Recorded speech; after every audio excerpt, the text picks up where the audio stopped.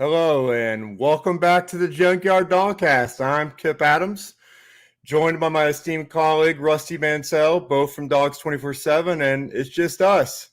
Jake is on his way to the Catalina wine mixer, and we're going to hold down the fort for UAB weekend. And I mean, it's the home opener, so this is a big moment for fans to be able to get back to Athens and fill Sanford Stadium. With a quality opponent, like Rusty said, this is an opponent that would probably win a couple games on Georgia's schedule. I think, 3-4 wins at least, possible if UAB was playing this schedule. So this is not a team to be taken lightly at all. And, we thought we might have a somewhat quiet week, but, those practice notes leak out, and here we are. We're once again talking about the quarterback situation as we record this show on Thursday. Not something we really expected to be discussing in week two too much, but Rusty, just trying to read the tea leaves and gather what intel we can on where things stand at the quarterback position. Obviously, JT Daniels not at 100%. Earlier in the week that news kind of came out that maybe he was nursing an injury. Nothing really confirmed on Georgia's end because, why should they, talk about anything they don't have to? This isn't the NFL. They don't have to tell you anything. So, right now, in your opinion, as we kind of head into the weekend, where do you think things stand with JT Daniels and his status as far as playing on Saturday? I mean, I don't think nothing's changed since kind of what we reported last night. I mean, the good thing about this is you find out on Saturday. It's not something that's going to drag out for a couple of weeks. You find out. I mean, he very well could play with. I mean, people play with injuries all the time. It's not a deal. Jake felt confident. I talked to Jake a little bit too.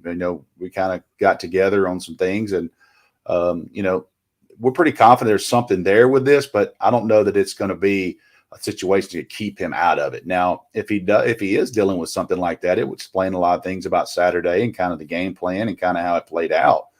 Certainly, because that can affect a quarterback. Now, we will see Saturday. So at this point, you're 48 hours, a little more than 48 hours for kickoff. The only thing I think we're confident in is we're pretty confident he's missed some reps this week. And, will he miss on Saturday? Have no clue on that. We'll find out when everybody else finds out. He probably can come out. If you're in a situation like that, you definitely probably come out and warm up a little bit just to say that, the other team. But if he doesn't trot out there the first drive, I think it'll be obvious. If he does, then he does. So we all know the touchy situation with the University of Georgia quarterback. You want to report on a quarterback situation at Georgia, you better be ready to dig in because it gets views, it gets eyes. The thing we were confident in that there was, he's banged up and he's missed some reps. Now, as far as Saturday, no clue. That'll be up to how things go. And I want to be very clear that if you had to do an NFL scout, you got to do an NFL injury report like they have to do. Fans would be probably in panic mode sometimes. A lot of kids play with injuries. Certainly JT can play with an injury. But we'll find out Saturday exactly where he is. But we're pretty confident that he's dealing with at least some type of injury right there, core, oblique, maybe rib or something like that. So we'll see on Saturday, and that question will get answered pretty quick. Regardless of whether he comes out in the first drive, there's a good chance that we're going to see some new quarterbacks out there and quarterbacks that were recruited out of high school by Georgia and, and Carson Beck out of Jacksonville. And, you look at what he brings to the table, with the arm talent, the confidence, the ability to move around, a guy that was Mr. Football his junior season in Florida. And then, will we see some Brock Vandegrift out there, true freshman out there that, this basically obliterated, his school record books in passing last year.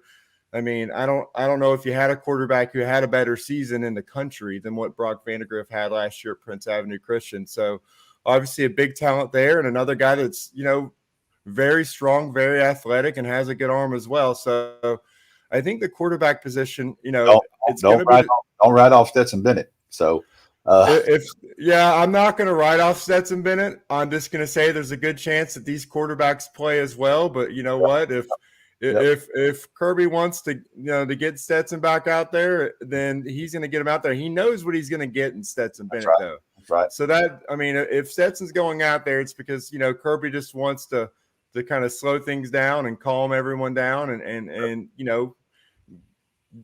get a couple good drives in and get everyone some solid reps as far as just moving the offense down the field. But I don't think a lot of people, came into this week or just came into the season really expecting Stetson Bennett to get a lot of reps, but that's just it. We talk about these highly rated quarterbacks that Kirby Smart's recruiting, and the future isn't now, but I mean, you should get a good glimpse of what the future holds at that quarterback position this weekend, regardless. And that was probably the plan all along, is to get some rotate some guys in. So during practice, I mean, Carson Beck was going to probably get some increased reps, and maybe Brock Vanderbilt get some reps too. So it's a curveball, maybe how many they got, but I think that was still all part of the plan, because you're coming back home, you're coming off that Clemson game, and while we've said all week long that UAB is a quality opponent, I mean, it's not the exact same expectations of how much they're going to be tested compared to last week. But looking at this game, Rusty, as we said, I mean, still the offense is going to get pushed a little bit by this UAB defense. No question. And, while UAB not strong running the ball, their quarterbacks made good decisions last week. And so that's a situation where maybe they're able to extend some drives and not turn the ball over and play some smart football to keep the Blazers in the game early on. What are some things you've seen, just taking a look at these matchups in this game? Has anything kind of stood out to you from the UAB side, or maybe even from the Georgia side as we get prepared for this home opener? Well, yeah, there's a lot. I think, I don't want to get too deep into it, but there's a lot from the Georgia side where you're Kirby Smart and you're going, listen, guys, we had a huge win. That people have been talking about that Clemson game for years. The minute that game was announced, the build-up, it kept on until the minute they played. Georgia wins. If you want to call it the rat poison, they're going to read all that stuff all week. They beat a really good team. How does Georgia stay consistent? How do you get the same performance, that same energy, that same drive against a team that, they're heavily favored, and people think they're going to walk through UAB. Now, you look at long-term stuff, whether it's Carson Beck, JT Daniels, whoever gets in there, Georgia fans want to see a different offensive output. Georgia fans are not going to be excited with a 13-3 win this weekend. I mean, Georgia fans want to see that offense moving forward, because everyone knows, let's just talk about literally the elephant in the room. Everybody knows if you're going to beat Alabama at some point this year, if it gets to that point, you got to score. You're not going to shut Alabama down. You're not going to do it. And you look at all the big games in the past, these games were 45, 47, LSU, Alabama, Ohio State, Alabama, Clemson, Alabama. These are high-scoring games. So if you're going to get in a game with them, eventually at some point, it's not a guarantee, but that's what Georgia fans are thinking. We got to see a different offensive output, and we got to see the same consistency this weekend. It's not so much about UAB, because I think UAB is a really, really solid football team, and I agree with what you said, Kipp. I guarantee you they could get at least 2 wins in the SEC, at least 2 wins, in my opinion, right now. So this is not a walkover team. So we'll see a lot. You'll learn a lot about Georgia right here. And the one thing I have been consistent about with this team is this coaching staff love this team in the offseason. They love this team. They love their leadership, the locker room. So if you're that type of team, this is where the locker room itself says, hey, we're not going to play down this week. We're going to bring the same energy we did.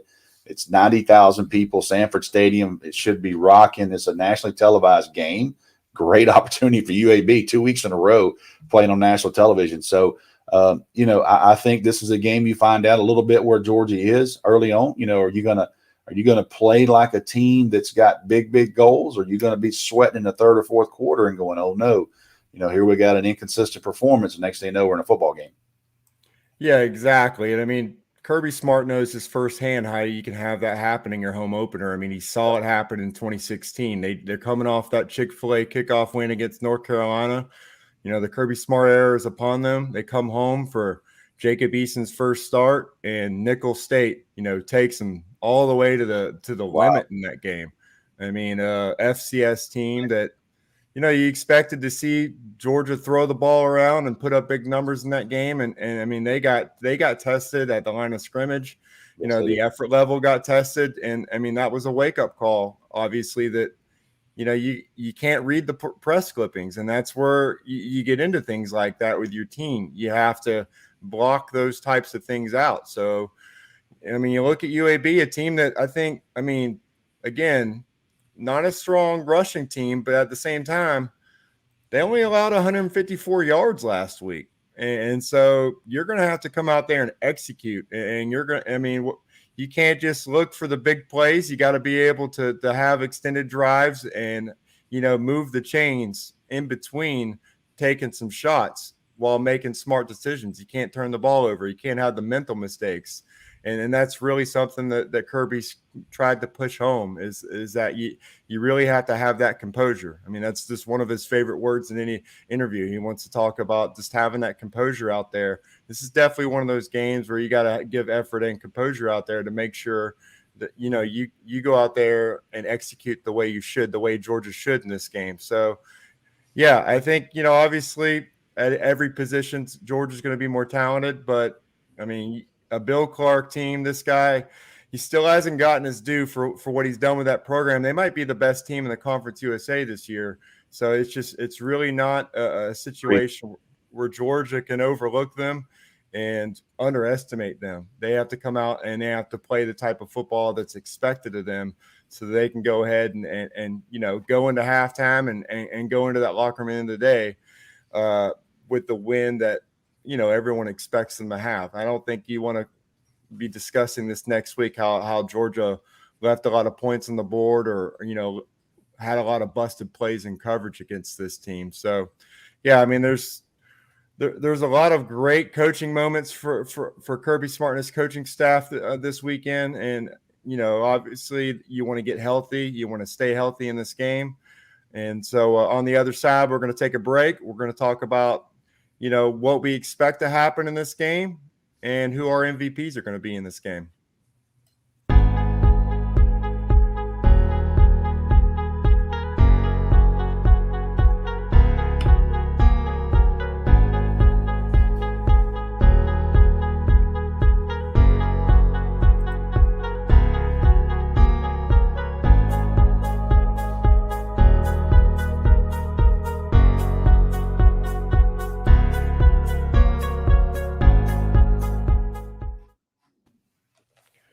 All right, we've had some time to think, gather our thoughts. Let's talk UAB football. Let's talk about this game. Obviously, the atmosphere. People are going to be excited getting back into Sanford Stadium. The players are going to be excited to be playing for a packed stadium.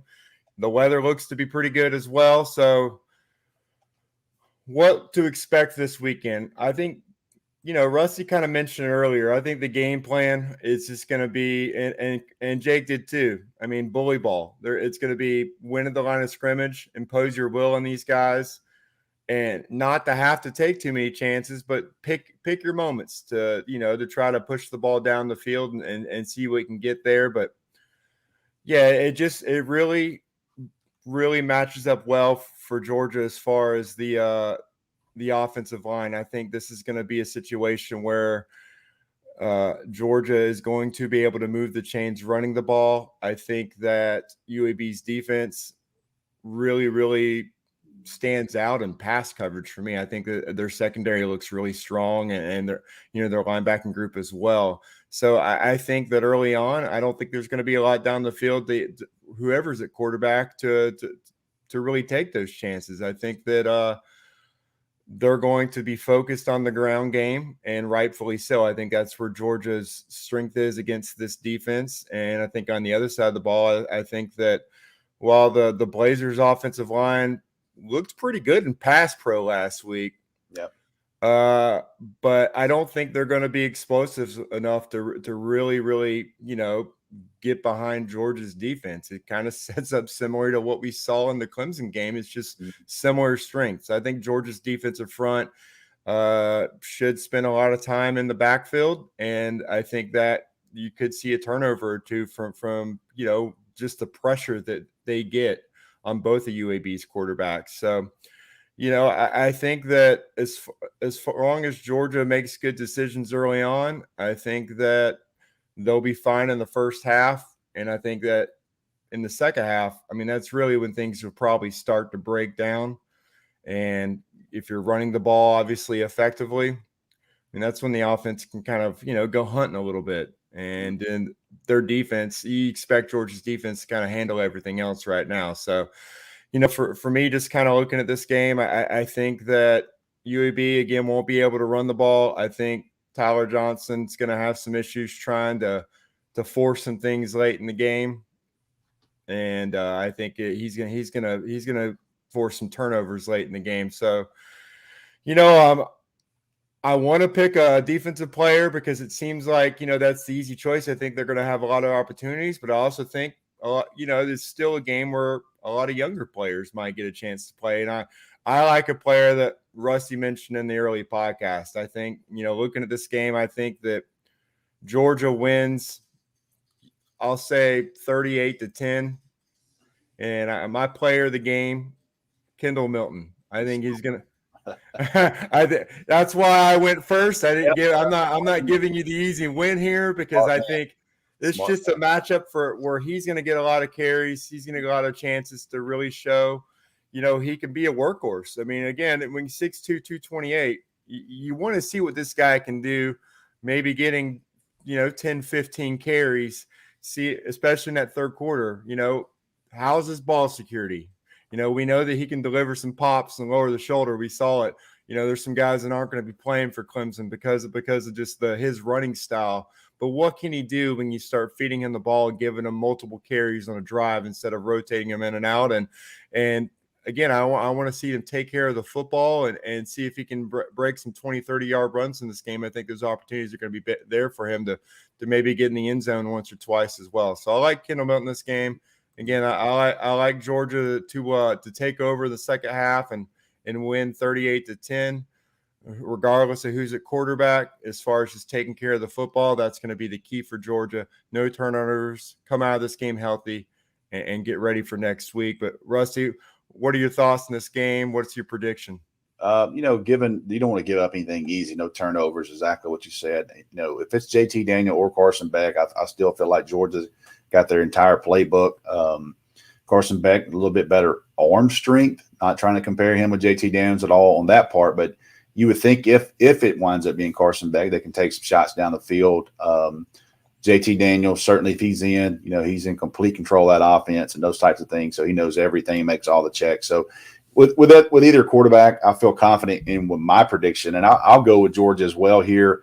I think it's a 34 to maybe a 34-7 type game. UAB finds what to sneak one in, but man, if Georgia plays the way they did defensively last week, it's going to be a problem. The more and more I thought about it today with the crowd. I think the crowd that appreciating that place being packed, how it's going to be Saturday. It's going to be a big time atmosphere. They're going to be ready to rock and roll. You're going to light the stadium up, and to be, a little bit toward the, 7 o'clock fourth quarter time. So 6 o'clock late in the afternoon, a little bit. So you'll get a little bit of that atmosphere. But I think the ability of the crowd to bring the juice to this team, home game, I just think that'll be where I think that things will be different as far as Kirby, not having to worry so much. I think that the crowd's going to bring a little extra energy to this team. And, I'll go with it too. We kind of want to do different guys, but I think this is a week Kendall Milton, for lack of a better term, they get him lathered up. He gets more touches, and the ability to wear people down with Zamir White and Kendall Milton. Then you hit them with a Cook and a McIntosh in there as well. I just think Georgia's going to be too much.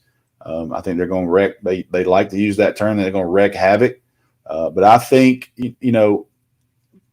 I'm very interested, like everybody else, because Georgia can line up and mash UAB and wear them down. They're not just going to run through them, but they can wear UAB down.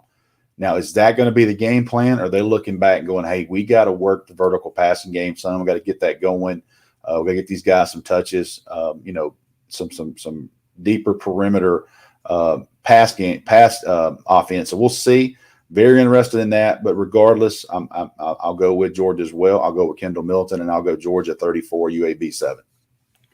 Well, that confirms it. It's definitely going to be Dejon Edwards having a big game on Saturday. Yep. The kiss of death there for Kendall. Yep. Sorry, Kendall, for that. But yeah, I mean, for Georgia, fans obviously want to see the offense put up big numbers. They want to see, big passing numbers has been the option of choice for several years now. But, sometimes you really do just have to go with what nose gets you out of there, as quickly as possible and as healthy as possible. And, I think whoever's in a quarterback, they're going to take some shots, but it all depends on who you got healthy out there and, what the matchups are. You don't want to throw it just to throw it. I know everyone says go out there and play your offense no matter what, but sometimes the matchups do dictate you're going to be more efficient doing other things. But, we do have that SEC opener coming right around the corner.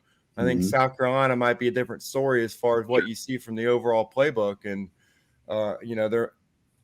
we'll be having a completely different discussion all next week on what we're expecting as far as, Todd Monken's offense, who's coming back healthy, who lines up out there at receiver this weekend is also going to be a big tell. I mean, who's out there, who's ready to go. We're probably still, if we're a week or two away from seeing, Don Blaylock or Darnell Washington, those are guys that are still working their way back. So we still haven't seen near what this offense is supposed to look like, So I think, again, there's not going to be a lot to take from this weekend as long as they take care of business, don't turn the ball over and come out healthy. Then I think Kirby Smart will be happy. And I don't know if all the fans will be happy, but regardless, we'll be covering it on the other side. So for this edition of the Junkyard Dawgcast, I'm Kipp Adams. He's Rusty Mansell.